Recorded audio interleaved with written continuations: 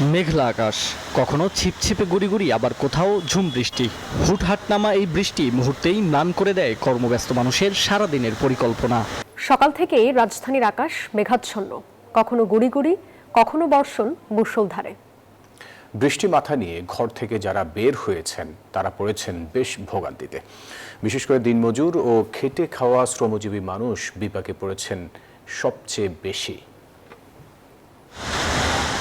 মেঘলা আকাশ, কখনো ছিপছিপে গুড়ি গুড়ি, আবার কোথাও ঝুম বৃষ্টি। হুটহাট নামা এই বৃষ্টি মুহূর্তেই ম্লান করে দেয় কর্মব্যস্ত মানুষের সারাদিনের পরিকল্পনা।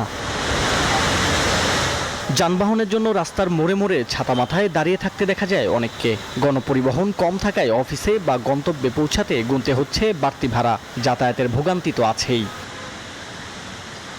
বৃষ্টিতে সবচেয়ে নিষ্ঠুর ধাক্কা লেগেছে খেটে খাওয়া মানুষের জীবনে। রাইড শেয়ারিং, দিনমজুর, রিক্সা চালক ও ফুটপাতের হকারদের রুটি রুজির চাকা থমকে গেছে। এখানেই প্রায় 1-1.5 ঘন্টা হয়েছে, তো কোনো ভাড়া পাই না। এখন দেখি যদি পাবো, না হইলে চলে যেতে হবে। ভাড়া গাড়িলে 1-1.5 ঘন্টা চলে যা, এরপর জামে খাড়া থাকতো। সাইডে কোনো কাজ কাম নাই, বাধ্যতাভাবে রিক্সা নিছি, রিক্সাও খেয়াপও নাই। ব্যবসা অনেক সমস্যা, সবারই, আমার না সবারই সমস্যা ভাই, অনেক সমস্যা। মাল তো বাড়ি করতেই না, মাল গাড়ি লোড করতেই না। এই যে মাল নিয়ে বাইরেছি, মাল বেচতে পারতেছি না।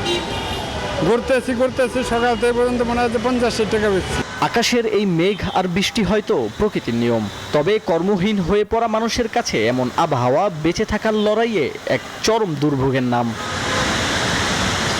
মাহমুদুল হাসান ইমন, নিউজ 24, ঢাকা।